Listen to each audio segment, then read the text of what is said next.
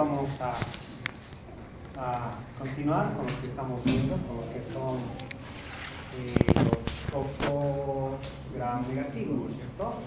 Y hemos visto el género de Neisseria gonorrhoeae. Y nos falta ahora ver Neisseria meningitidis.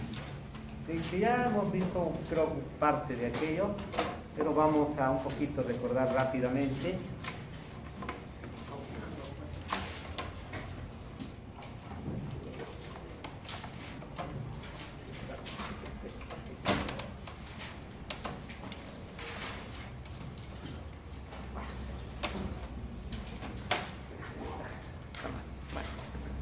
Entonces lo que vamos a ver en esta oportunidad, no sé si logramos ver, todavía no, Neisseria meningitidis, nada, pero sí no lo hemos terminado, ¿no? Entonces la Neisseria meningitidis, primero que es emergencia, ¿no? Es emergencia médica. Ya les he mencionado, un paciente con Neisseria meningitidis tiene que ser diagnosticado inmediatamente. ¿Sí? Por eso que es una, como dice acá, es una urgencia o una emergencia médica importante, ¿no? Por tres cosas. Uno, porque el paciente, si no se le atiende inmediatamente, no se mata la bacteria comienza a hacer... ¿Qué hace la bacteria? En todo lado. Se multiplica, pero ¿qué más? ¿Qué causa en el ser humano? Un daño, pero ese daño se traduce en pus, ¿no es cierto? ¿Se acuerdan? Todas las bacterias hacen pus, excepto los virus, que no hacen pus. Esa pus se puede comer. Puede ser una infección o una inflamación al final, ¿no? ¿Por qué? Porque hay cantidad de leucocitos que van a morir y esos leucocitos se van a causar lesión. Entonces, esa característica que tiene las bacterias, si llegan al cerebro, comienzan a hacer un edema. ¿Sí? Y si yo no ataco inmediatamente, ese puede causar daño, ¿no es cierto? ¿Por qué? Porque los edemas causan daño, comienzan a crecer. Y aquí en la parte cerebral, ustedes saben, tenemos vasos muy delgaditos, muy pequeñitos. Tenemos otros conductos que pueden ser bloqueados y el paciente puede tener un daño irreversible, como parálisis, por ejemplo, o daño en alguna parte del árbol, ¿no es cierto?, cerebral. Es por eso que a pacientes, si ustedes conocen pacientes con meningitis, algunos hoy no hablan, ¿no es cierto? No hablan, o sea, hablan, pero no hablan correctamente, como en este momento nosotros lo hacemos, ¿no es cierto? Porque hubo un daño. Otros tienen parálisis, otros perdieron la memoria, ¿no es cierto? Y otros definitivamente no pueden captar nada, ¿no? Se quedan con eso. Entonces, por eso que el diagnóstico y el tratamiento tiene que ser oportuno cuando un paciente es sospechoso de meningitis. ¿De acuerdo? No se van a olvidar, ¿no? No solo por las bacterias, ¿no es cierto? Hay una serie de las causas son las bacterias. 2, los hongos. 3, los parásitos. Y los virus, ¿no? Obviamente los cromatismos y ciertas patologías más. Pero sí son las bacterias las más agresivas que causan daño. Por eso al médico le interesa saber si es virus o es bacteria. Si es bacteria, pues inmediatamente darle el tratamiento. Si es virus, puede esperar. Ya, lo veo mañana. Como que no le da mucha importancia a los virus. Pero hay algunos virus sí que te pueden causar algún daño. Y eso es importante. ¿De acuerdo? Ya, no se van a olvidar entonces eso de la... Bueno, ya sabemos que son diplococcus gram negativos. Ellos requieren un crecimiento especial, por eso utilizan agares especiales como el Taller Martin o el agar chocolate.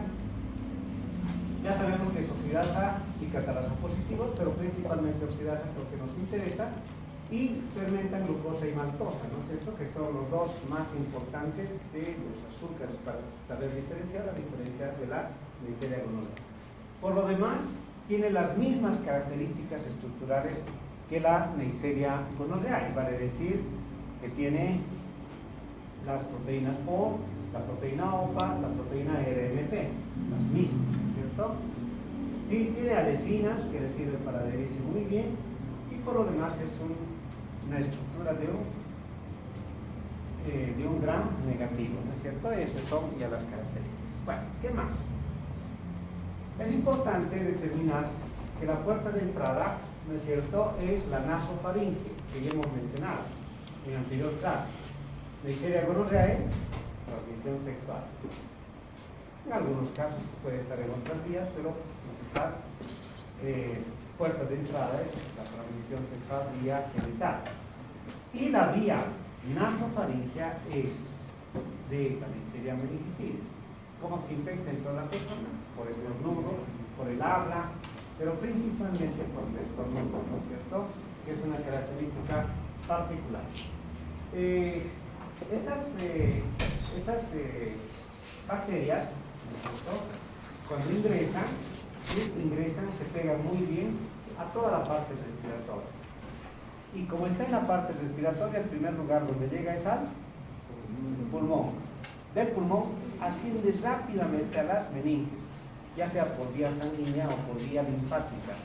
Y es por eso que su órgano más preferido es el cerebro, ¿no es cierto?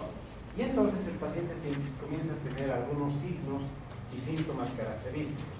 Obviamente la fiebre, decaimiento, disminución en la sensibilidad y una serie de parámetros que nosotros podemos ver en un paciente.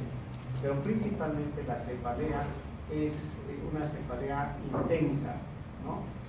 En el niño es difícil saber si tiene cefalea, ¿no es cierto? Porque el niño que no te va a decir, un niño ya que habla, que es posiblemente me duele la cabeza, ¿no?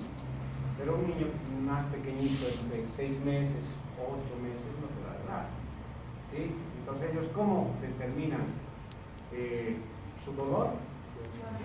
Llorando, ¿no es cierto?, mediante el llanto. Y el llanto de estos pacientes son llantos débiles, llantos muy suavitos, ¿ya? Y eso les caracteriza.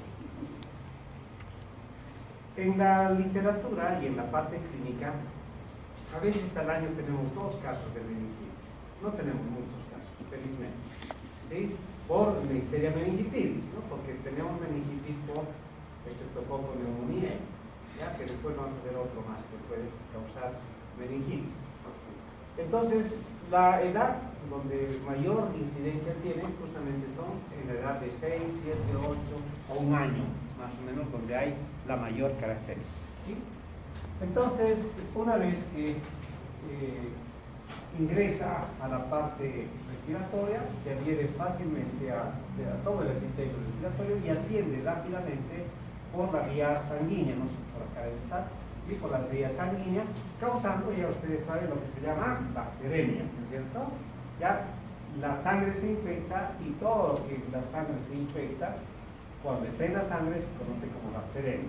Y eso significa que puede ir al corazón, pulmón o al cerebro. En este caso se va al cerebro y se adhiere fácilmente al endotelio cerebrovascular y comienza a hacer una respuesta inflamatoria, vale decir, pus en el cerebro. ¿Cómo yo voy a determinar la pus en el cerebro? ¿Sí? Haciendo el examen, ¿no es cierto? ¿Qué examen le voy a hacer? Un cultivo, está muy bien, le puedo hacer un cultivo, pero entonces, ¿qué muestra tendría que sacar? Tengo que sacar un líquido cefalorraquídeo. No, qué importante, tengo que sacar líquido cefalorraquídeo. Porque no, ¿cómo voy a ver? ¿No es cierto? Le puedo hacer una tomografía, pero en la tomografía posiblemente simplemente me indique que hay pequeños, de repente, manchitas o pequeña inflamación, etc., ¿no? La tomografía no me va a ayudar, obviamente me va a ayudar a definir, pero no me va a determinar la patología. ¿Por qué? Porque el paciente puede tener un edema por otras causas parasitarias, causas micóticas, causas bacterianas, virales, o un traumatismo, ¿no es cierto? Entonces yo no sé exactamente cuál puede ser. Entonces, una vez que llega a la parte cerebral, comienza a proceder un proceso inflamatorio, y aquí lo que va a causar, ¿sí?, de hecho va a comenzar a hacer pequeños taponamientos en la parte de todo, la parte vascular, entonces va a comenzar a hacer trombosis.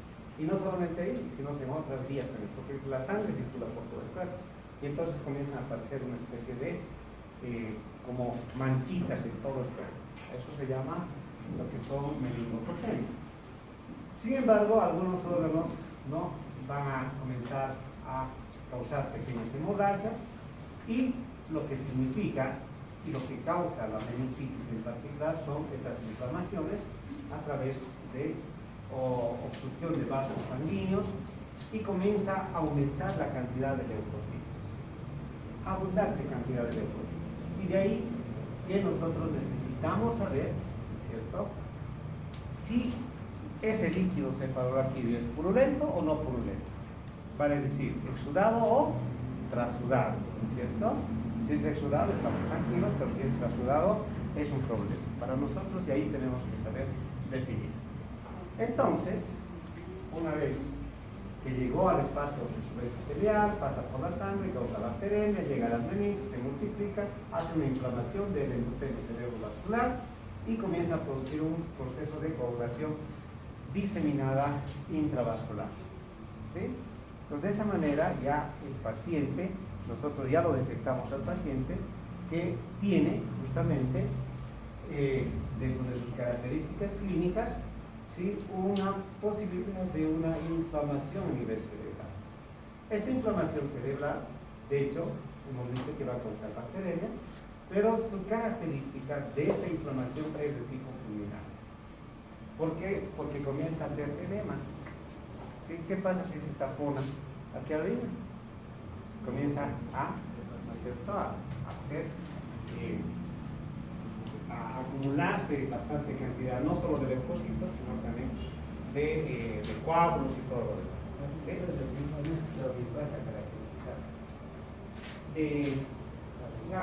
Un taponamiento en diferentes partes y coagulación en diferentes partes. Pequeños coágulos que aparecen, ¿no es cierto? ¿Alguna vez han debido escuchar ustedes? ¿Sí? Dicen que en el cerebro hay coágulos. Uy, grave, ¿no? ¿Cómo vamos a limpiar esos coágulos? No es fácil. Al paciente se le puede dar anticoagulantes para que mejore, digamos, la circulación, pero si no salen esos coágulos, comienza a taponar y comienzan a hacer edemas. ¿Sí? Y entonces en el cerebro, pues lo único que tienen que hacer es cirugía. Y no es fácil una cirugía cerebral, ¿no es cierto? No es fácil. Entonces ahí es, a veces al hacer la cirugía, efectivamente se saca lo que corresponde, la inflamación, ¿sí? Pero a veces siempre se corta algo, y imagínense un par craneal por ahí deteriorado, mira, ahí a veces está. Cortarle la octávica, ¿qué ha pasado? Había audición, ¿no es cierto? Cortarle el auditivo, ¿no es cierto? Y así sucesivamente. ¿Se dan cuenta? Entonces, por eso que es emergencia médica, ya les he dicho. El cuadro es fulminante, lamentablemente, y el paciente puede fallecer. Estas son las características más específicas para poder, ¿no? De repente pensar. El diagnóstico presuntivo se llama un diagnóstico previo de lo que yo estoy pensando, ¿no es cierto? Siempre dice diagnóstico presuntivo. ¿Será que es esto? Eso es la patología. Hay términos que en la nomenclatura médica no está muy clara, ¿sí? Pero en muchos textos también hablan de preembolia, por ejemplo, ¿no es cierto? No debería haber ese término, pero ahí está en la literatura, ¿ya? Premeningitis, o sea, no, medio raro, ¿no? ¿Sí? O es o no es, así debería ser, pero bueno, ahí está. Algunos síntomas que tiene el paciente cuando se puede sospechar de meningitis, de hecho lo más importante es el dolor de cabeza. Normalmente es occipitario, ¿sí?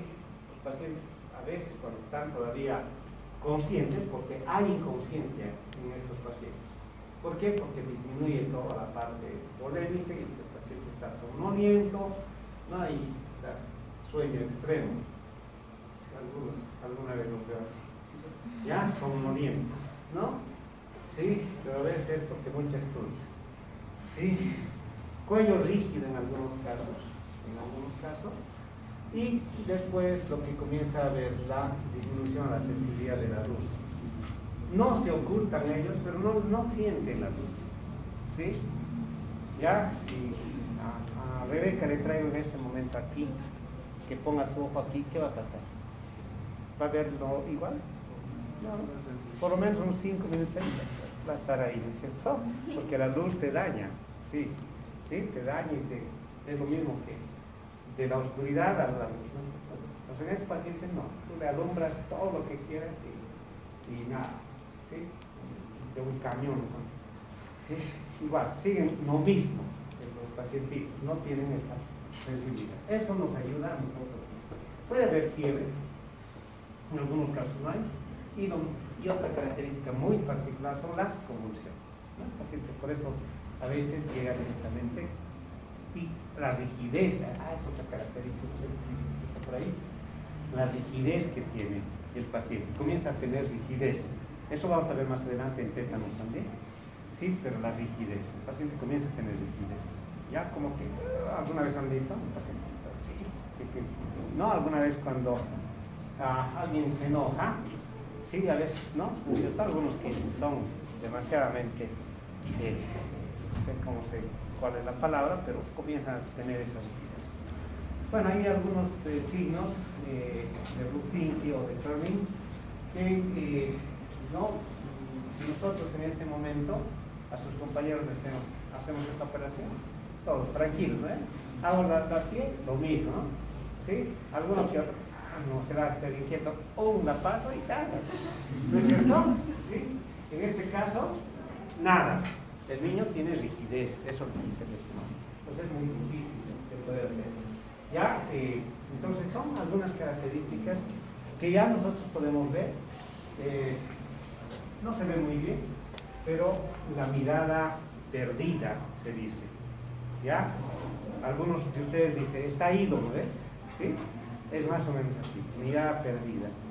Tú le dices, así le haces, y él sigue mirando a un solo lado. ¿No es cierto? ¿Sí? Entonces, esas son características. Bueno. Entonces, el cuadro clínico que puede causar en un paciente sospechoso de meningitis son neumonía, característica clínica, ¿sí? Con las mismas características que ustedes ya saben. ¿Ya? En este momento ya todos son expertos en una neumonía. Si un paciente tiene neumonía, ¿qué va a tener? ¿Qué más? Va a tener un dolor torácico, puede tener fiebre, ¿no es cierto? Va de repente tos, ¿sí? De repente dificultad respiratoria, son todas las características, pero principalmente el dolor torácico, ¿no es cierto? Es lo primero que dice el paciente. Puede estar con tos, no se encuentra su tos. Te dice, me duele todo el cuerpo, me duele toda esta parte, ¿no es cierto? Y le estás hablando y está comenzando a toser. Entonces son características. Ya ustedes saben qué tienen que hacer con ese paciente. Ya no tengo que decirles a qué. Ya directamente hagan, lo mandan, le hacen un examen, un hemograma, le hacen qué más, una fotito de sus pulmones, ¿sí? Y le hacen además un estudio de secreción, ¿no es cierto? Porque el daño está en el pulmón, ¿sí? Eso es la neumonía con todas las características. Meningococemia es una infección diseminada por esta característica de trombosis de pequeños vasos sanguíneos y puede ser el aumento de petequias. Entonces vamos a ver petequias. No siempre vamos a ver en los pacientes, pero vamos a ver petequias en diferentes fases. Ahorita les voy a mostrar una foto. Y meningitis es la característica de eso que les he mencionado en este momento. ¿Ya? Dolor en la parte occipital, o vale decir cefalea, ¿no? Ya rigidez en el cuello, somnolencia, convulsiones, todo lo que hemos visto hace rato, lo mismo en meningitis, ¿no es cierto? Aquí, ¿qué es importante? La mortalidad alta, por eso que es importante el tratamiento antibiótico, pero rápido, ¿sí? ¿Te voy a dar una amoxicilina? No, ni pensar en una amoxicilina. Tengo que pensar ya en un cefalosporino de tercera arriba. ¿Sí? De repente comienzo con una cefalosporina de tercera más un aminoglucosa. Listo, comienzo. Y si no, directo le doy. Eso, va con ahora sí sirve la arcomicis. ¿Ya? ¿Por qué? Porque es una meningitis. En este caso sí hay que hacerla. Bueno, ahí está, miren la meningococcemia con algunas características, sí, petequias. ¿Ya? Pero cuidado que vean esto, en otras patologías hay, ¿no? Dengue y otras cosas más. Ay, la meningitis. Oye, el paciente está bailando, cantando. Sí, el paciente de hecho disminuye toda la parte muscular, neuromuscular y todo, ¿no es cierto? Disminución en todo. ¿Sí? Tú le alzas al brazo al niño y se cae, ya se dice, no puede sostener, porque la parte neuromuscular está afectada. Las petequias no debería ser menor a un milímetro, petequias son menores a un milímetro. En dengue se caracteriza las petequias pequeñas, pero estas son un poco más agrandadas. No sabemos si hay petequias que son menores a un milímetro y algo que no me recuerdo. Ya, sí, en este caso como es diseminadas, son bastante grandes. No tenemos un parámetro para determinar específicamente el peso. En dengue sí se caracteriza, ¿no? Es el virus, ¿no? En dengue sí se caracterizan las petequias, inclusive se cuentan las petequias para poder determinar si efectivamente el paciente tiene dengue, ¿no? En este caso. Pero en este caso no, es porque es diseminado, ¿de acuerdo? Muy bien, entonces la bacteremia puede ser con sepsis, sin sepsis, de tipo meningococémica, fulminante, o de repente una meningococemia crónica. Por otro lado, puede haber una pericarditis, una neumonía, una sepsis, como ya ustedes saben. Entonces, todas las características o posibilidades de una Neisseria meningitis. Como ya han dicho ustedes, ¿qué tenemos que hacer? El diagnóstico específico para determinar si es o no es. Y aquí tenemos que nosotros trabajar, pero rápido. ¿Ya? Rápido, tiene que ser rápido. Ya, yo no puedo esperar. Ustedes ya saben que el cultivo tarda 2 a 3 días, ¿no es cierto? ¿Puedo esperar 2 a 3 días? No puedo esperar. Por eso tienen que ser rápido. De hecho, le voy a hacer todo lo que corresponde, ¿no es cierto? Todos los exámenes. De hecho, siempre le voy a tomar muestra de sangre, porque necesito saber si mi hemocultivo es positivo o negativo. Siempre. Eso es una. En todos los pacientes que voy a internar, siempre debo hacer hemocultivo. ¿Por qué? Porque el hemocultivo es el monitoreo de saber si mi paciente tiene bacterias en su sangre o no. Si es negativo mi hemocultivo, estoy feliz y al sur, ¿no es cierto? ¿Por qué?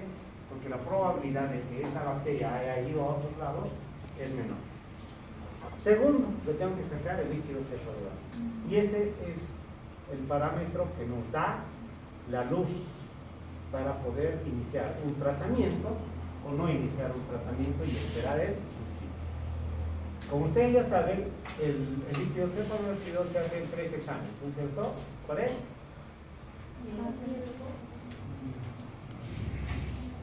Mielocultivo, citoquímico y ya te la sacaste. No me he olvidado. Por ahí lo puedes recuperar. Tus 5 puntos o los pierdes definitivamente. ¿Ya? Ahí está. Aquí está tus 5 puntos. ¿Sí? Entonces, el citoquímico, como hemos visto, es un examen que determina exudado o trasudado. ¿Sí? Este es pregunta de examen, ya sabes. ¿Ya? ¿Qué exámenes de laboratorio se hace en un líquido cefalorraquídeo? Mielocultivo, citoquímico, ya, listo, nada, no tienen que decir el citoquímico es este, la ABC, nada, solamente mencionar. ¿Sí? Sin embargo, el citoquímico determina leucocitos, ¿no es cierto? Que se determina como células epiteliales o células, ¿no es cierto?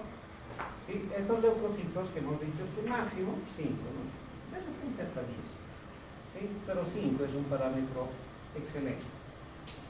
Pero una vez el laboratorio nos dice 8 es nada, ¿sí? ¿Ya? Esto tiene que estar multiplicado siempre por 2 o por 3, ¿no? Si es 10, 20 yo. 20 ya significa. Pero un paciente con una meningitis nunca va a ser menor a 100, siempre va a tener más de 100. ¿Ya? Puede ser 250, 300, 400. ¿250 es patológico? Sí. 8 es patológico, normal, ¿no es cierto? Normal, pero en vigilancia. Porque si el laboratorio me dice 0 de leucocitos, bailo, ¿es cierto? Como buen cochabonero, me acuerdo. ¿Sí? No, porque estoy feliz, porque mi paciente no tiene una infección, pero estoy en vigilancia, y tengo que estar en vigilancia. Pero si me dice 250, ya para qué no. ¿Sí? Eso es una infección. ¿Qué más determina el citoquímico? Ya les he dicho las proteínas, ¿sí? Las proteínas. Son parámetros de 10 hasta, inclusive 20 puede ser normal. Pero el paciente igual tiene elevado de proteínas. Sangre no hay. La sangre no nos interesa mucho. Pero en algún caso sí nos ayuda la sangre mucho. ¿Por qué? Porque nos puede, supongamos, un paciente que tiene 0 de leucocitos, proteínas 15, digamos, ¿ya? Y resulta que eritrocitos 200. ¿Qué me está diciendo eso? Ahí está, una hemorragia, ¿no es cierto? Ahora, ¿quién lo causó la hemorragia? Sí, no.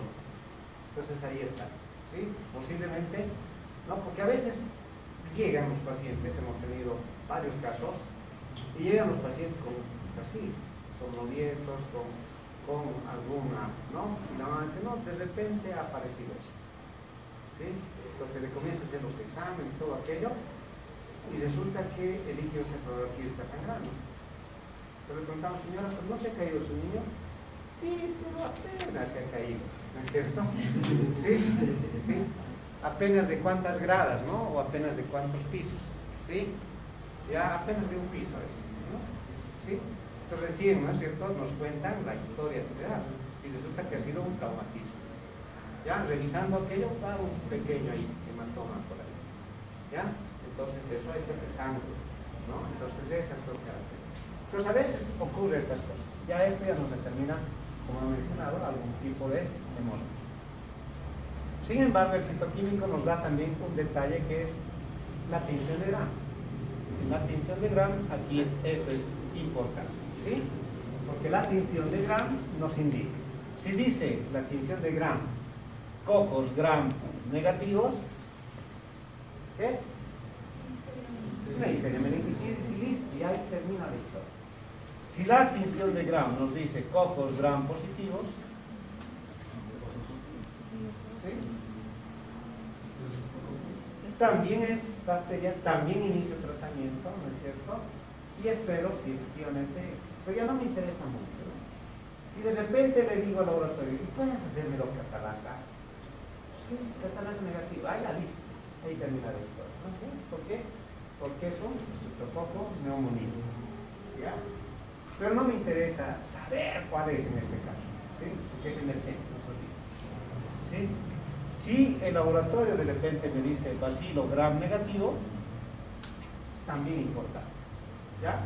Porque los bacilos Gram negativos también causan meningitis, como el Escherichia coli, Klebsiella, después vamos a hablar de esto, o pseudomonas, ¿no? Igual es, ¿ya? Por tanto, aquí todo me interesa, el líquido cefalorraquídeo. Basta que me diga bacterias, a no ser que me diga lactobacilos, casi nunca hay, pero sería una historia, ¿sí? Es aquí todo me interesa, porque el líquido cefalorraquídeo no tiene bacterias, no tiene. Entonces basta que me diga el laboratorio, cualquier bacteria para mí es importante y comienzo el tratamiento, ¿sí? ¿Para qué me ayuda esto? Porque el tratamiento para cocos Gram positivos, Gram negativos es uno, y para bacilos Gram negativos es otro. El tratamiento difiere en aquello. Entonces para eso me sirve, ¿no? ¿Ya? Porque si es bacilo Gram negativo, ¿le doy vancomicina? No, no ves. Entonces no le puedo dar vancomicina, ahí estaría cometiendo el error más grande que puede. Y hay otro más que ahorita vamos a hablar, se llama coco bacilos Gram negativos. Este también tiene un tratamiento especial, ¿ya? Entonces por eso aquí me interesa cuál es. Si es cocos, no me interesa si es Neisseria, si es estreptococo, me interesa si es. Obviamente después de 2 días, pues si le vamos a hacer mielocultivo, él me va a decir quién es. Será estafilo, excepto, me dirá que estará cultivo, toxina sensible, o bilisespurina positiva, etc. Me dirá no fermentador, etc. Ya, pero eso ya, al día siguiente, ya no me interesa, pero esto sí es importante. ¿Se ha entendido? ¿Sí? Muy importante. Bueno, el mielocultivo es para saber, ya les he dicho todo.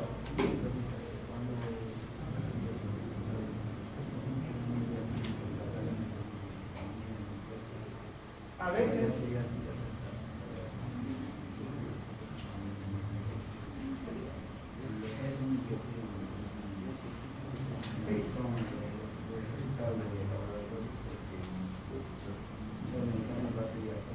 claro, exacto. Algo que nosotros ya sabemos, para iniciar un examen, para hacer un examen, una de las condiciones es no iniciar tratamiento, ¿no? Porque el tratamiento va a como que dificultar la evidencia del microorganismo, ¿sí? Si había 1000 bacterias, de repente ahora solamente hay 100 bacterias y posiblemente no crezcan, ¿no es cierto? Pero en algunos casos, como emergencias, en este caso, un paciente que ha sido transferido, ¿no?, de algún lugar con una meningitis, ya con tratamiento, una cefalosporina, más aminoglucósido, igual le tengo que hacer el examen. Por eso que es importante el mielocultivo. En la tinción de Gram no es muy fácil verlo, porque la cantidad de bacterias es poquita. Extendemos un poco. En cambio, en el cultivo sí lo vamos a ver, por eso se debe hacer siempre el cultivo, porque el cultivo se multiplica, ¿no es cierto?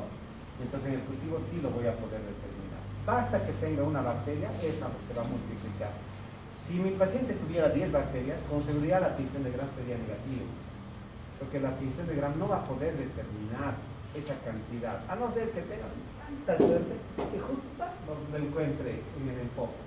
Pero después es muy difícil ver en la tinción de Gram. Pero cuando hay mayor cantidad de bacterias, la tinción de Gram se ve muy bien. Entonces, en algunos casos, en estos casos de tratamiento, todo eso, tenemos nosotros que arriesgar. Esa es una excelente pregunta, porque alguna vez puede suceder. Me derivaron un paciente con todas las características que les he mencionado, yo pienso que es una meningitis, y ya le han comenzado con tratamiento. Le hago la tinción de Gram, ¿sí? Me dice que sí. Pero aquí hay interesante, el citoquímico tendría que ser positivo, porque los leucocitos van a seguir, ¿no? Entonces los leucocitos tendrían que estar 200, 100, 80, no sé. ¿Ya? Eso ya me va a ayudar a definir si yo voy a seguir el tratamiento con el paciente y posiblemente cambiar de tratamiento. En este caso, con esas características, ¿no? Porque ¿por qué inició ese centro de salud del tratamiento de una cefalosporina de tercera generación? ¿Bajo qué criterio, no es cierto? Si ese centro de salud le ha hecho todo esto y se lo está derivando al hospital para que siga su tratamiento, es otra cosa. Pero si va hecho un tratamiento empírico porque pensó que es meningitis y le inició un tratamiento, en ese caso, cuando tú recibas al paciente, ahí le haces el examen, le sacan el cefalorraquídeo, de acuerdo al citoquímico, determinas, ¿no es cierto? En ese caso, o prosigues el tratamiento o le cambias a un tratamiento, dependiendo de la conducta del paciente. Si ese paciente está con rigidez, con esto, ya le va a cambiarle de cefalorraquídeo. ¿De acuerdo? Muy bien. ¿Se ha entendido? ¿Sí? ¿Qué sabe entonces ahora?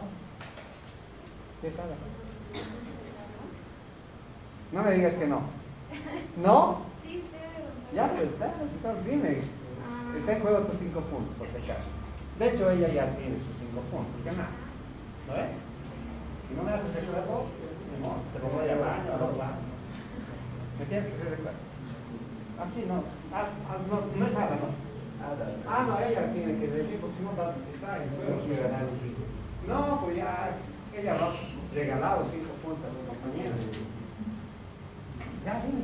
A lo que averiguar es una prueba que se utiliza para diagnosticar tuberculosis en el líquido cefalorraquídeo, o puede ser en el líquido pleural de los pulmones.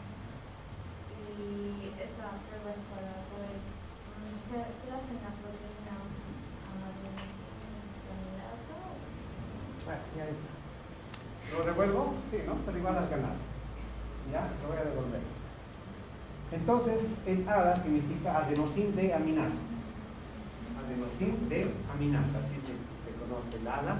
Y el ADA es un examen rápido que nos puede diferenciar, ¿sí?, Si el paciente tiene tuberculosis meningia, en este caso de líquido cefalorraquídeo, ¿sí? O otras tuberculosis, como por ejemplo también. Para el ADA se hace en diferentes líquidos: el líquido cefalorraquídeo, el líquido pleural, el líquido peritoneal, el líquido articular, pero no se hace en otros líquidos, como por ejemplo esputo, no se hace en heces fecales, en líquido gástrico, y en sangre y otros líquidos. Entonces tiene sus restricciones, ¿no es cierto? Ya más adelante nosotros, ya de aquí a una semana y media, vamos a hablar de tuberculosis, y ahí vamos a volver a hablar de ADA, ¿no? Como un examen que se puede realizar en un paciente. ¿Ya? ¿Por qué? Porque yo tengo que discriminar. Un paciente con meningitis tiene las mismas características que un paciente con tuberculosis meningitis. Tiene las mismas características. Y a veces es difícil discriminar, ¿no es cierto? Para mí es meningitis bacteriana. ¿Qué pasaría? ¿Sí? Si mi paciente tiene 250 de leucocitos, 0 bacterias, la tinción de Gram me dice 0, ¿no es cierto? Ya, proteínas, vamos a poner igual 100. En ese caso, ¿qué sería? Posiblemente virus, ¿no es cierto? Entonces, una probabilidad, aquí hay infección y puede ser virus y no hay bacterias. Primera posibilidad. Segunda posibilidad: tuberculosis, ¿no es cierto? Entonces, si no hay bacterias, porque el ADA, si bien determina bacteria, pero esta bacteria que va a causar esta infección es diferente. Es el Mycobacterium tuberculosis. Y el Mycobacterium tuberculosis, pregunta de examen, pero se lo voy a decir de aquí a 2 semanas, no se tiñe con tinción de Gram. Se tiñe con una tinción especial. Pero no se puede hacer tinción especial en líquido cefalorraquídeo, porque la cantidad de bacilos son pocos. Por eso que aquí se hace un examen especial para tuberculosis, que después les voy a hablar. Sin embargo, el ADA ya nos da una pauta. Si el ADA es negativo, el parámetro del ADA es 50. Menor a 50, negativo. Mayor a 50, positivo. Pero siempre hay que tomar parámetros, ¿no? 52, positivo. No, a ver, 52 es casi nada. Puede ser alguien media indeterminado, sí, puede ser indeterminado. Pero yo, cuando me dan 52, es esto nada. Pero si me dan 500, ahora sí es positivo y es tuberculosis. En ese caso, el tratamiento es totalmente diferente. Si le estaba dando cefalosporina de tercera, le corto cefalosporina y le doy el tratamiento específico para tuberculosis. ¿Ya? De aquí a una semana y media vamos a hablar exclusivamente de tuberculosis. ¿Sí entendido? ¿Estamos bien? Bien. Bueno, ¿preguntas? ¿No? Entonces ahí está, se toma el líquido cefalorraquídeo entre cuarta y quinta lumbar, ya les he mencionado, tercera y cuarta. Sí, se toma el líquido cefalorraquídeo con una aguja raquídea, así se llama, es una aguja bastante larguita, ¿sí? Y de ahí se toma. ¿Qué se hace en ese paciente? Ya se dijo. Se tiene que vaciar en 3 frasquitos. Un frasquito para citoquímico, un frasquito para biocultivo y un frasquito para ADA. Ya, 3 frasquitos. Estériles todos. Ya les he dicho, ¿no es cierto? Ustedes cuando, si están ya, ustedes son los clínicos, igual tienen que indicar a sus internos o a sus residentes. Los residentes ya saben, ¿sí? Voy a tomar líquido cefalorraquídeo. Ya el residente al interno le dice, líquido cefalorraquídeo dice, es al interno, o sea, inmediatamente tiene que volver a traer sus 3 frasquitos. Ya, con sus 3 frasquitos tiene que subir. ¿Ya? ¿Por qué? Porque el médico toma el líquido cefalorraquídeo, le pasa al residente y el residente al interno. ¿No es cierto? Y entonces tú tienes que vaciar. ¿Sí? Si son 5 ml, 12 ml en un lado, 12 ml en otro lado, 12 ml en otro lado. O 1,5, 1,5. Los tapas biencitos, los enumeras y lo llevas al laboratorio. Le colocas 1, citoquímico, 2, cultivo, 3, ADA, listo. Y se lo llevas al laboratorio. ¿Ya? Entonces eso es importante. ¿Por qué? Porque cada estudio es diferente. Y el líquido cefalorraquídeo no lo puedo estar manipulando. Porque porque puedo contaminarlo. Entonces no puedo en uno solo vaciar y de ahí el laboratorio que se saque lo que quiere, ¿ves? No, no es así. ¿Ya? El laboratorio tiene que ser específico. Eso está en la nomenclatura que dice no solo el ministerio, sino a nivel mundial. Entonces se le hace la adquisición de gram. Si hay cocos gram negativos, como ya se visto, aquí están, ¿no? Cocos gram negativos, no hay serie medicina. ¿Ya? Si es coco gram positivo, ya saben cuál es, o posiblemente cuál es. Y si es bacilo gram negativo, suponemos alguna de esas bacterias que después vamos a hablar. Igual les iniciamos tratamiento. Y si es coco bacilo gram negativo, también ya sabemos quién es. Ahorita vamos a hablar de ello. Entonces, en el diagnóstico se hace la adquisición de gram de líquido cefalorraquídeo. A veces hay muy pocos, les he dicho, muy pocos bacterias, pero al final es definitivo. ¿Quién define al final todo? Exclusivamente es el cultivo. Pero ya con la adquisición de gram ya es definido, ¿no? Sería un error fatal del laboratorio que en la adquisición de gram me diga cocos gram negativos y en el cultivo me diga sí, estreptococo neumonía, ¿no es cierto? O sea, sería el error más grande. De todas maneras, los dos tienen casi el mismo tratamiento. ¿Sí? O sea, van a decir cefalosporina o vancomicina. En este caso, cefalosporina de tercera generación es lo mismo que Neisseria gonorrhea. ¿Qué es importante? Ya hemos dicho que las bacterias pueden morir fácilmente al calor, desecación y todo lo demás. No hay otros parámetros. Bueno, este es el medio de cultivo del agar chocolate. También es el agar taller mar, que sirve muy bien para estas bacterias. Es que estas bacterias son exigentes, no crecen muy fácilmente, por eso que el laboratorio necesita cultivar no solo en un agar, sino en varios agares, ¿no? Y eso es importante. Bueno, ahí está el hemocultivo que ya van a conocer ustedes. Ahí arriba tenemos todavía algunos frasquitos que son líquidos especiales, ¿ya? En base a peptonas, azúcares y otros más que tiene este líquido y que son obviamente fabricados con todas las medidas de bioseguridad. Esto no fabricamos, no preparamos nosotros. En cambio nosotros podemos preparar en laboratorio, ya teniendo los agares y una sangre excelente. Bueno, ya sabemos glucosa maltosa como características particulares para determinar. Y por último entonces tenemos al tratamiento. El tratamiento puede ser la penicilina, pero en este momento la penicilina está muy deficiente. Por tanto, en este caso tenemos que ver cefalosporinas de tercera generación.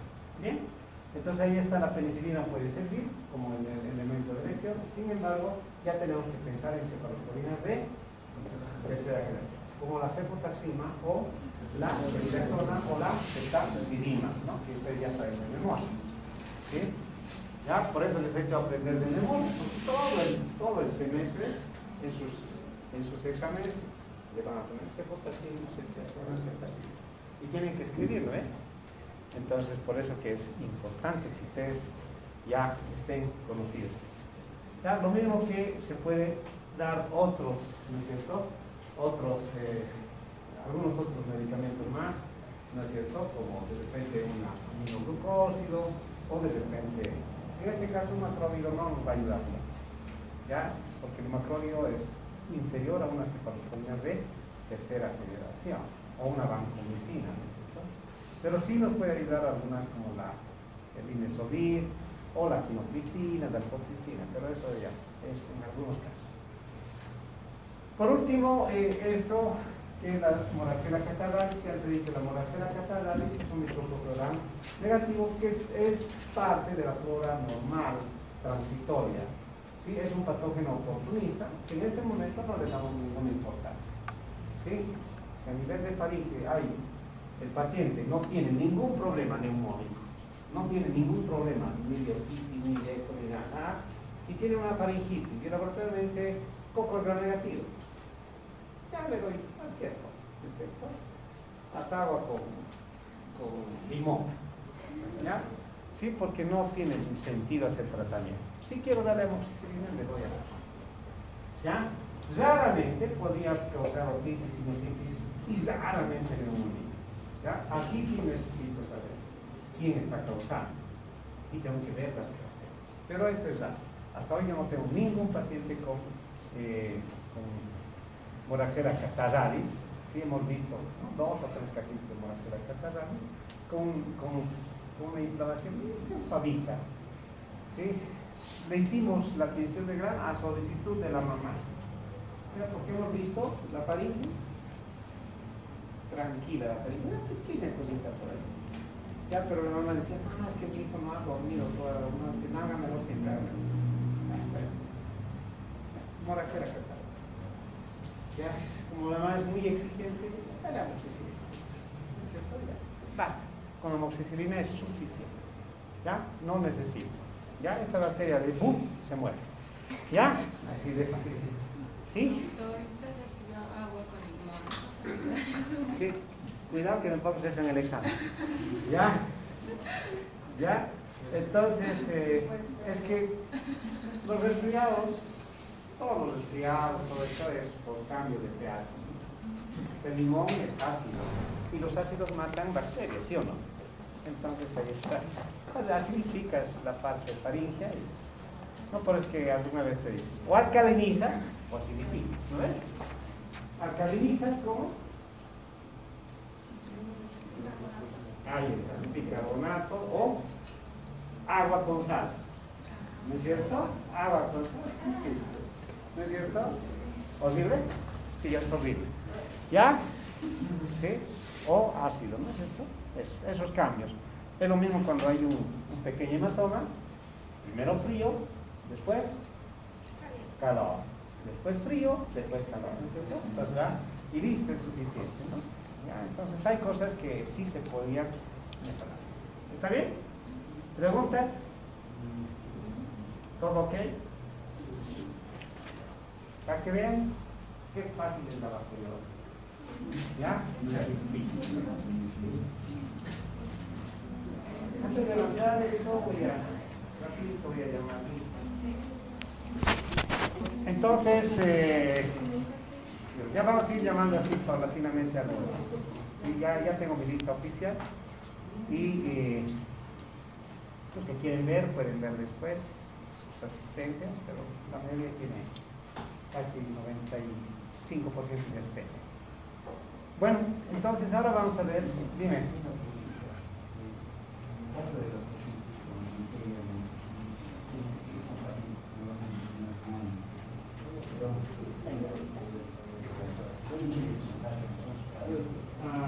Sí. A ver, como todas las enfermedades, la puerta de entrada es importante, pero para que exista enfermedades necesitamos un enfermo. Pero hay pacientes asintomáticos, hay pacientes asintomáticos. ¿Sí? Pueden ser padres, hermanos, otros familiares. En el caso de los niños recién nacidos, de 6, 7 meses, ¿dónde se infectan? A veces se infectan en las clínicas. ¿Por qué? Porque los llevan a vacunar y ahí se exponen, ¿no? Entonces hay infinidad de posibilidades, pero tiene que haber una puerta de entrada. No puede haber un paciente. ¿Ya? Ahora, hay la probabilidad. Y eso es importante porque algo que me he olvidado, cuando ustedes encuentren un paciente con sospecha o meningitis, tienen que hacer el rastrillaje. ¿Qué significa eso? Que tienen que ir verificando quién ha infectado a ese paciente y cuántos más tienen. Si ustedes se encontrarían en una zona, ¿ya? Vamos a suponer que Sarcobamba es la zona de donde están trabajando, ¿sí? Tienen que cerrar Sarcobamba y comenzar a buscar pacientes activos con meningitis, ¿sí? Eso se llama cuarentena, ¿no es cierto? Pues tienen que cerrar. ¿Sí? ¿Por qué? Porque es una enfermedad infecto-contagiosa. Y no solo eso, sino todo lo que se llama vigilancia epidemiológica se activa. Ya ahorita vamos a hablar justo de algo de eso. Y se activa y se tiene que comenzar a buscar si los niños han sido vacunados o no han sido vacunados, en casa por casa. En caso de meningitis se puede cerrar solamente el sector. ¿Sí? Alguna vez han debido ver en alguna película, los militares cierran y nadie entra. Nadie sabe, nadie entra. ¿Ya? Sí, porque se tiene que hacer un cierre.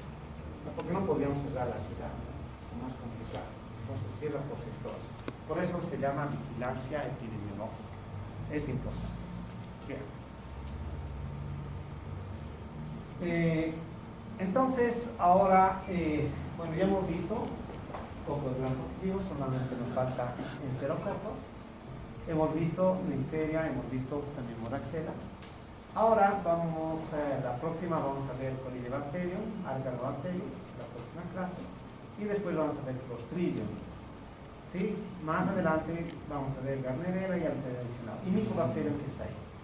Sin embargo, ahora tenemos que ver estos dos géneros que están dentro de la clasificación de las bacterias en bacilos gram negativos, pero en realidad no son bacilos gram negativos, sino son cocobacilos gram negativos, cocobacilos gram negativos. Y estos cocobacilos gram negativos son dos: la Bordetella pertussis y el Haemophilus influenzae, ¿ya? Que son dos bacterias muy importantes que nosotros tenemos que determinar. Estos son de vigilancia epidemiológica y esto es muy importante. Entonces vamos a comenzar con el Haemophilus influenzae. ¿Por qué con el Haemophilus influenzae? Porque tiene una relación con la Neisseria meningitidis. Por tanto, ¿qué causará el Haemophilus influenzae? Meningitis, ¿no es cierto? Entonces, una de las posibilidades que tiene el Haemophilus influenzae es meningitis. Este Haemophilus influenzae, ¿sí?, fue descrito, observado por Coase en 1862, Pater después, Wilson, Mills y todos los demás, comenzaron, ¿no es cierto?, a determinar. Al final, en Margaret Stillman, en 1971, comenzó a aislarlo y lo dio esa denominación de cocobacilo gram negativo, porque es esas características. Pero es muy difícil verlo con la tinción de gram, porque en la tinción de gram no vas a poder determinar, ¿será coco, será bacilo o será simple? ¿No es cierto? No puedes determinar. O sea, tú no puedes jugar, ¿sí? Al final, el laboratorio tendría que decir, ¿parece coco o parece bacilo? Pero en ese caso, coco bacilo. Y si te dice coco gram negativo, tú tienes que hacer el examen. Por eso que estos exámenes son importantes, ¿sí?, para determinar si el paciente tiene a esta patología o a otra patología. Es para eso determinar. A mí me interesa si es eso o si es un cocobacilo gram. A veces es difícil. Si a mí me muestran en este momento, yo igual me aplazo, ahí arriba o donde sea. ¿Sí? No me dan un cocobacilo gram negativo, yo veo un coco gram negativo de mí. ¿Qué está pasando? Porque es muy difícil de determinar. Muy difícil. Alguna vez tiene la característica así medio vacilar, pero después muy difícil. La única manera de poder determinar esta bacteria es mediante cultivo. ¿Sí? Entonces lo vamos a ver en este momento. Entonces, el Haemophilus influenzae, lo mismo en esta vía respiratoria, y su importancia igual es en niños entre 2 y 6 o hasta 2 años inclusive, mayor incidencia, y esta bacteria causa meningitis, similar a la anterior, pero no solo meningitis, también neumonía, también endocarditis, también. Alguna característica muy particular en los adultos, por ejemplo, es que estos pacientes pueden, en casos de pacientes con alguna obstrucción pulmonar, o los pacientes con tuberculosis, o los pacientes que fuman, o algunos con mielomas, etc., o enfermedades obstructivas pulmonares, cirrosis, diabetes, etc., son pacientes que pueden ser susceptibles. Ahora, en relación, ¿no es cierto?, en relación, aquí no tengo de vuelta, si es que le íbamos a mandar al Germán Urquidi, ¿sí? ¿Ustedes se cacharon, no? ¿Sí? ¿Dónde viene? ¿Lejos? Ya. Te queda cerca el Germán Urquidi. ¿Sí? ¿No? Hubiera sido interesante, ¿no? Si alguien por ahí tiene acceso al Germán Urquidi, pero me avisa, yo le voy a hablar a la responsable del laboratorio para decirle, está yendo tal paciente, yo digo tal persona, averiguar. Si tiene la posibilidad, yo miré, no he averiguado, tampoco me interesó mucho. Es un hospital del niño Germán, Manuel Asensio Villarruel, así se llama. sí, pero que está más conocido como el Germán Urquidi, porque todos le conocen como el Germán Urquidi, ¿no es cierto? Ahí, el Hospital Viedma y el Germán Urquidi, ya donde hay una señora con un bebé, ¿no? Ahí está. Entonces, si nosotros podríamos ir ahí, digamos, a ver incidencias, ¿no? De este año, del año pasado. El año pasado han tenido neumonías o meningitis, posiblemente les digan sí, posiblemente. Neumonías, de hecho, sí, ¿cierto? Y les preguntarían, ¿cuántas neumonías por qué tipo de bacterias? Entonces van a decir, por Streptococcus pneumoniae, por decir, de 100 pacientes, de 100 que han tenido neumonía, vamos a suponer, ¿sí? Streptococcus pneumoniae, de repente 60 o 70, ¿sí? Haemophilus influenzae, de repente 5 o 10. Neisseria meningitidis, de repente 1 o 2. Por tanto, ¿cuál es la mayor incidencia? El Streptococcus pneumoniae, ¿no es cierto? Entonces, lo que más hay. Y eso es la característica que tiene, por eso es importante en algunos casos saber determinar, ¿sí? Y de esa manera podemos determinar quién tiene mayor incidencia. Y en adultos es muy raro ver esta patología. Entonces, el Haemophilus influenzae es una enfermedad que puede causar neumonía, epiglottitis, sinusitis, otitis, o alguna vez una bronquitis de tipo secundario, o bronquiolitis. Pero también va a causar meningitis, ¿sí? Entonces es una posibilidad, pero las incidencias, vuelvo a reiterar, es la. Si alguien sabe de alguna clínica que tiene acceso, de repente su papá trabaja ahí, o su tía, o su mamá, pues revisen y a ver si me cuentan. Ya tal clínica tanto, ¿no es cierto? ¿Sí? Neumonías y meningitis. ¿Cuántas neumonías han tenido el año pasado? O desde hace 10 años, no sé. ¿Ya? Lo que quieran. Pero siempre que tenga datos, ¿no? Porque si ustedes me dicen, doctor, dicen que ha tenido 20 neumonías. Pero ¿desde cuándo? ¿No es cierto? Por ahí desde 1900 y algo está, ¿no? Entonces sería importante siempre el dato. El año pasado teníamos que hacer este estudio y por unos 10 puntitos tenían que ir a todas las clínicas, ¿sí?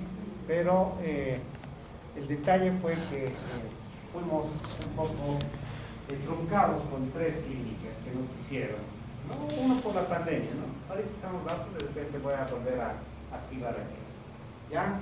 De hecho, el hospital Germán Urquidi, el Viedma, la Caja Petrolera, la Caja Nacional, que son mis aliados, ¿ya? Y después la Clínica Los Olivos, el Hospital Univalle, etc. ¿No es cierto? Entonces ahí tenemos acceso a poder hacer una encuesta, porque era una simple encuesta, de ver cuántos, y era para ciertos tipos de bacterias, ¿no? Y iban por grupos, 1, 2, 3, 4, cocos gram positivos, cocos gram negativos, bacilos gram positivos, bacilos gram negativos, ¿ya? Pues cada uno averiguaba su parte, ¿sí?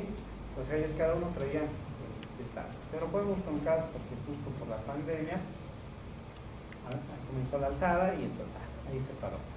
¿Ya? Pero tengo acceso así rápido al hospital Germán Urquidi, la Manuela Sensibilidad, ¿ya? Y obviamente también la Caja Nacional de Salud. Entonces alguna vez me avisan y pueden ir por ahí averiguar algunos datos para que ustedes conozcan también cómo es la incidencia de las bacterias, porque alguien por ahí me está creyendo, ¿no? ¿Qué estará hablando? ¿No es cierto? Sí, yo nunca he encontrado, en toda mi vida he tenido Escherichia coli. ¿Lo ves? Y piensan que solo una bacteria existe y nunca más, ¿no? Y Haemophilus influenzae es una historia. Ya, bueno, ahí está. El Haemophilus hay varios, el Haemophilus influenzae, también el Haemophilus parainfluenzae. Estos dos nos interesan porque tienen las mismas características y estos sí los tenemos que saber diferenciar. El parainfluenzae del influenzae. Después hay el Rey, el Hemicus, hemolíticos y otros más que no hay en este momento de incidencia. Pero todos estos tienen sus características. Todo esto yo no pregunto, solamente el parainfluenzae y el influenzae. Si ustedes se fijan el parainfluenzae, lo mismo. Endocarditis, infecciones oportunistas, bacterias. Pero este de mayor incidencia. En cambio, el influenzae, lo que hemos mencionado, neumonías, meningitis, artritis, epiglotitis y todo lo demás. Entonces, ¿qué es el hemófilos influenzae? Primero, son Coccobacillus gram negativos. Ya, eso tiene que estar pendiente. Sí, porque en el caso clínico, si dice, se trata de un Coccobacillus gram negativo, ¿qué le van a poner? O hemófilos influenzae o Bordetella pertussis. No hay más, ¿no es cierto? Entonces, muy importante. ¿Qué más? Son móviles. Por otra parte, ellos tienen dos factores de crecimiento y es pregunta de examen, lo van a anotar. El factor NAR y el factor el NAR y el FAC, que son, la hemina y el NAR, no es el FAC, ya, la hemina y el NAR, que después lo van a anotar, está descrito, que son la característica de cómo yo voy a diferenciar a estas bacterias, ¿de acuerdo? Pero primero, orden estos sucesos. Solo son Coccobacillus gram negativos, ¿ya? En los casos clínicos dice Coccobacillus gram, ¿ya? En este examen es una cosa maravillosa porque tiene 6 casos clínicos y es diferente, ¿no es cierto? ¿Por qué? Porque tengo ahora Coccos gram positivos, Coccos gram negativos, Bacillus gram positivos, Bacillus gram negativos, Coccobacillus gram negativos, o sea, tengo una variedad. Entonces son más lindos este examen. Y al final, para que si quieran, ¿no es cierto? Ahí tenemos todo, ¿sí? ¿Por qué? Porque los casos clínicos es de todo lo avanzado, ¿ya? De todo, 100, ya desde Coccos gram positivos, 100. Solo la segunda parte es de esto que avanzamos. Digo, la primera parte de esto, ¿no? Para encerrar de moneda es esto, ¿ya? Pero los casos clínicos para escribir son de todo lo avanzado, 100. ¿Ya? Entonces, ahí está. Dentro de sus características de diferenciación, el factor 10 y factor 5. Si factor 10 y factor 5 es positivo, listo. Hemófilos influenzae y ahí termina la historia. Si autoquina es sensible, Streptococcus-pneumoniae y ahí termina, ¿no es cierto? ¿Sí? No puede haber un paciente que tenga factor 10, factor 5 positivo y autoquinado sensible, ¿no? Vale. Eso no existe.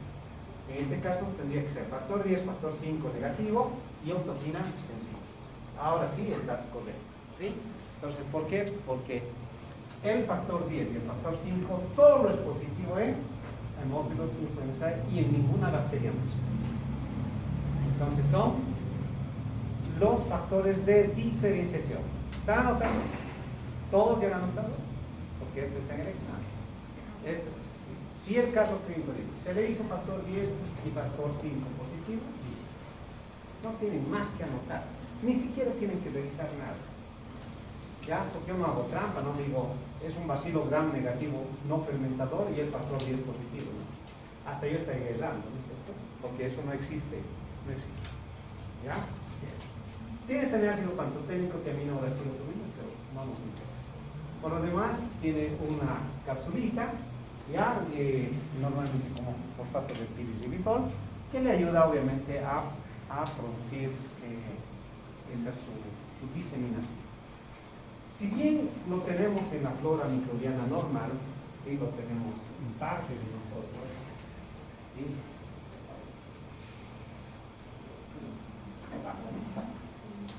¿Sí? Si bien tenemos en parte de nosotros, ¿sí? Esta capsulita, como les dije, le sirve para evitar, ¿no es cierto?, que el pavocito se lo coma, y por otra parte también nos sirve para estimular a nuestro sistema. No se olviden, todo microorganismo que entra es considerado como antígeno. ¿Y qué forman los antígenos? Ya está también claro como las características. Veamos entonces algunas patologías. Dentro de las patologías, fácilmente la otitis media y la sinusitis, como los dos principales. Y la epiglotitis es característico de esta patología. ¿Ya? Y cuando hay epiglotitis siempre hay que pensar en dos patologías importantes. Uno, mejor les mostraré las fotos, a ver si con las fotos se animan. Un paciente así, ¿qué pensaría? ¿Qué dirías tú? Ahí. Sí. La doctora Hassoff no me deja. Yo quiero dar exámenes así con fotos, directamente. Para la fila 1, una foto. Para la fila 2, otra foto. Y caso clínico, ¿no? ¿Qué dirías vos? ¿No es? Ahí está su compañera. Paperas, ¿no es? ¿Sí o no? Parotiditis se llama. Pero más conocido como paperas, ¿no? Las mamás conocen paperas. ¿Sí? Las abuelitas se preocupan. Que no tenga paperas, porque si no ya no vamos a tener más niños, ¿no? Sí, porque justamente las parotiditis causan esterilidad, ¿no es cierto? Entonces ahí, y truncan el árbol genealógico. ¿Sí? Entonces, esto puede ser una parotiditis por un virus que se llama virus de la parotiditis o paperas. Pero también puede ser una epiglotitis por estas causas. Ahora alguien dirá de repente una alveolitis, ¿no es cierto? Un diente malo y ¿no? Alguna vez también ocurre que... Pero ¿qué tenemos que hacer? Es investigar. ¿Ya? Para eso tenemos que hacer las características de IPVC. Eso puede ser para O epiglotitis en este caso, ¿no? Hay que determinar la epiglotis de que... ¿Ya? Seguimos. Ya la sinusitis en algunos casos solo bronquitis o neumonía como ¿ya? Tiene una cervecina también que le ayuda a determinar. Entonces el hemófilos influenza es su principal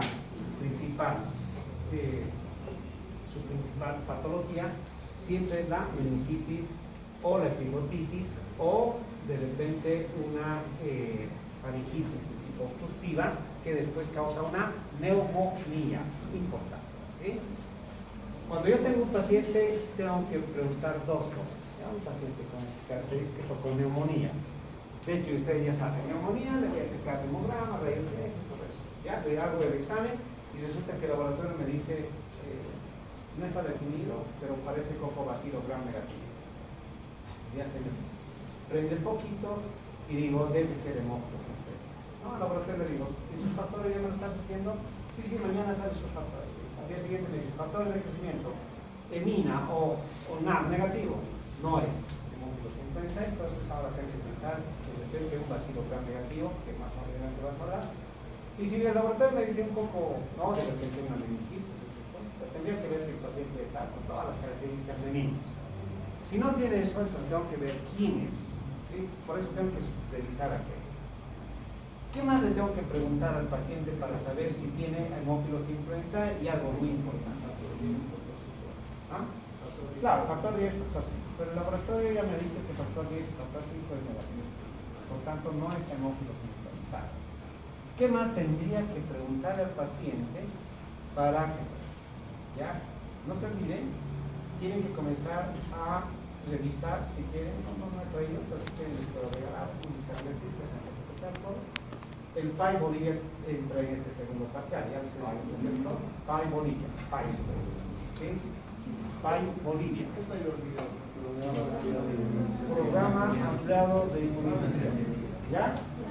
Sí, solo que le digo PAI Bolivia, ¿por qué? Porque es diferente al programa de Brasil, es diferente al de Perú, ¿ya? Nosotros lo citamos de diferente manera. Entonces, en el programa ampliado de inmunización, ¿sí? Esta enfermedad está como que controlada, no erradicada, controlada. ¿Qué significa eso? Que los niños que han sido vacunados tienen la probabilidad de no enfermarse. Por tanto, lo primero que tienen que preguntar si tiene la vacuna. ¿Cómo se llama la vacuna? Se llama pentavalente. ¿Sí? Pentavalente. ¿Ya? Si tiene la pentavalente y las 3 o las 5 dosis, porque ahora son 5 dosis la pentavalente, ¿sí? Si tiene 3 dosis, entonces prácticamente no es cierto? A no ser que sea alguien que vacunó mal, pero las 3 veces tendría que vacunar mal, ¿no es cierto? ¿Sí? Suele ocurrir.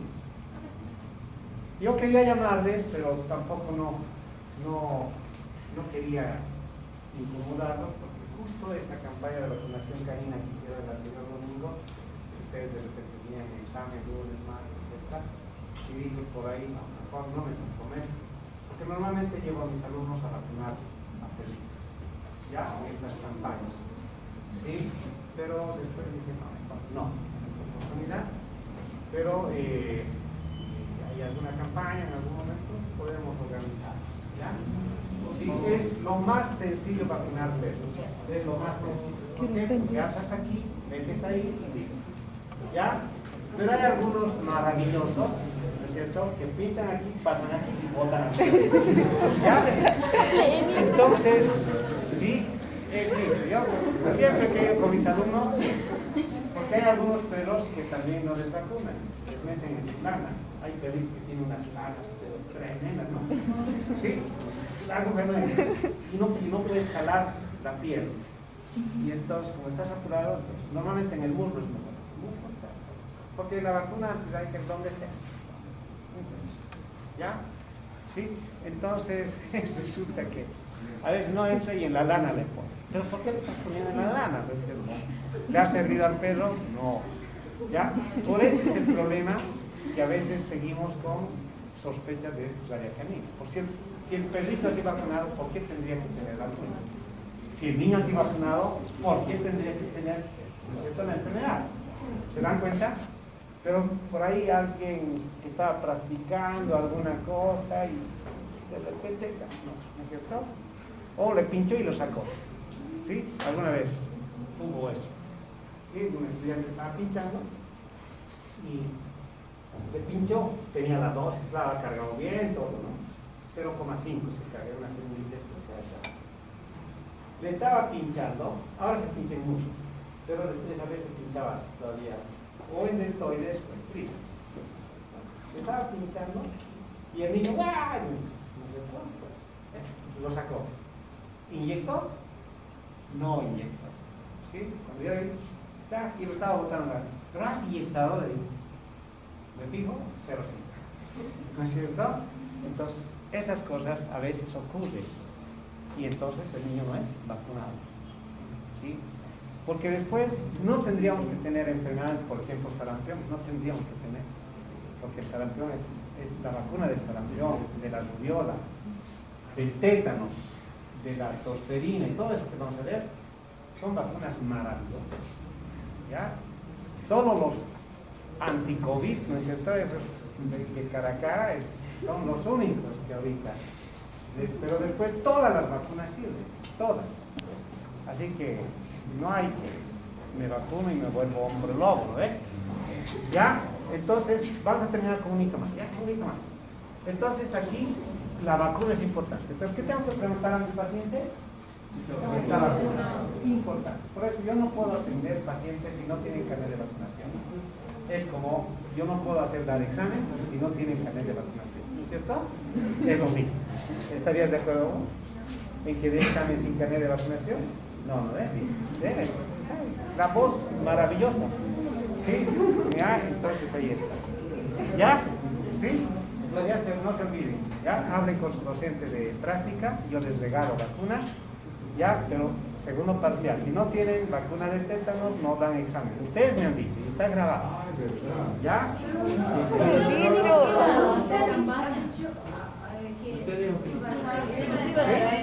¿Yo le digo a la doctora? Sí. Tenía que decirle ya. Muy bien. Ya, pero sin puntos. Bien, con esto terminamos entonces y para que se vaya en el recuerdo. ¿Sí? El hemófilo sincronizado puede causar diferencias. ¿Ya? A ver si me dejan meter esta foto en el examen. Vamos a colocar. ¿Sí? Obviamente no es el único. Si colocamos esta foto, coloco una flecha, ustedes tienen que colocar. ¿Qué colocarían aquí? Bacterias tienen que poner. ¿Qué bacterias? Ahí está. Cuidado que le pongan salmonela. ¿Ya? Streptococcus pneumoniae, Haemophilus influenzae, Neisseria meningitis y posiblemente Staphylococcus. ¿Sí? Yo siempre quisiera colocar este examen. ¿Por qué? Porque es algo maravilloso. Porque en arriba coloco y digo, coloque las bacterias que pueden causar las diferentes patologías de acuerdo al diferente grado. Solo que ahí al ladito coloco y que sean pocos gram positivos. ¿No? Entonces alguien le puede decir a meningitis.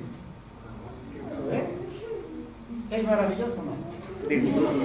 Ya, vámonos. Muy maravilloso. Vámonos.